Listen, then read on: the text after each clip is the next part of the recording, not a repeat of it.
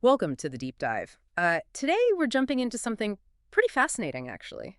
It came from a discovery someone shared over on GitHub.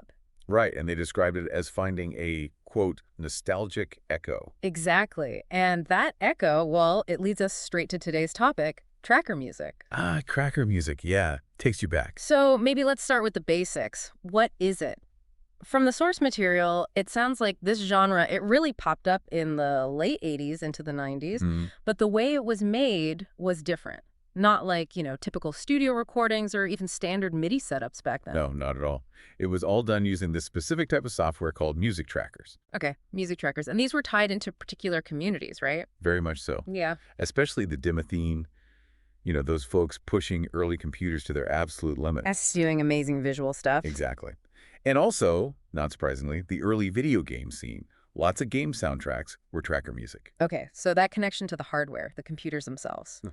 that must have shaped the sound.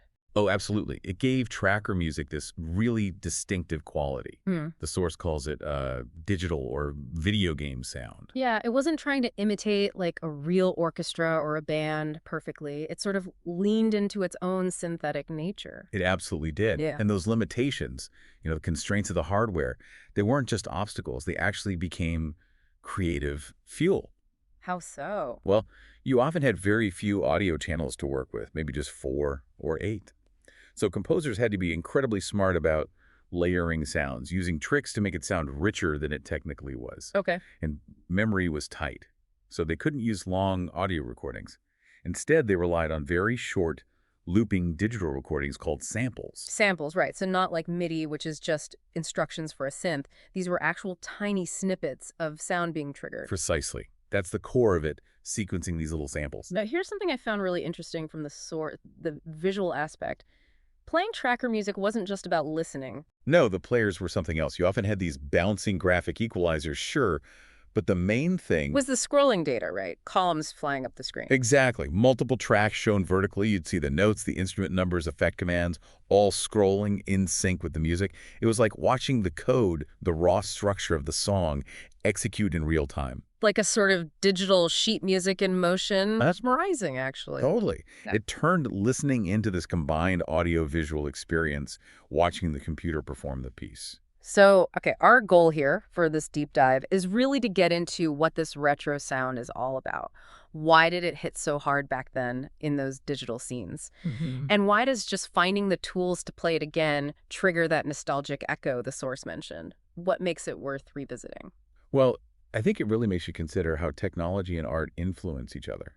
It's not just that the tech allowed the music, it actively shaped it. Right. The way the tracker software worked, that vertical layout, the sample sequencing plus the hardware limits, it kind of dictated a certain style. Yeah, a specific feel, a rhythm. The creativity blossomed because of the box it was put in, not just despite it. Finding clever ways around the limitations, essentially. Exactly. Ingenuity born from necessity. Hmm. The source actually mentions a couple of classic tracks if you want to taste, Oh, yeah. like Sweet Dreams by Elwood or Jester's Stardust Memories. Listening to those really gives you that raw, early tracker feel. Good examples. So, wrapping up this look at tracker music. We've got its origins in the late 80s, 90s, this unique sample-based vertical sequencing method. That distinctive digital sound born from hardware limits. Its deep roots in the demoscene and gaming. And that unforgettable scrolling visual interface. It really underscores how the tools we use fundamentally shape the art we create. The medium really is part of the message here. It's a great reminder, I think, that limitations can actually push creativity in really interesting, unexpected directions. Sometimes the most authentic results come from just embracing those constraints. Which leaves us, and you, with a final thought to maybe chew on.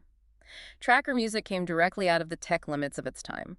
What other forgotten sounds or art forms or ways of creating, shaped by the specific constraints of their technological eras, might still be out there just waiting for someone to stumble upon them and hear that nostalgic echo again?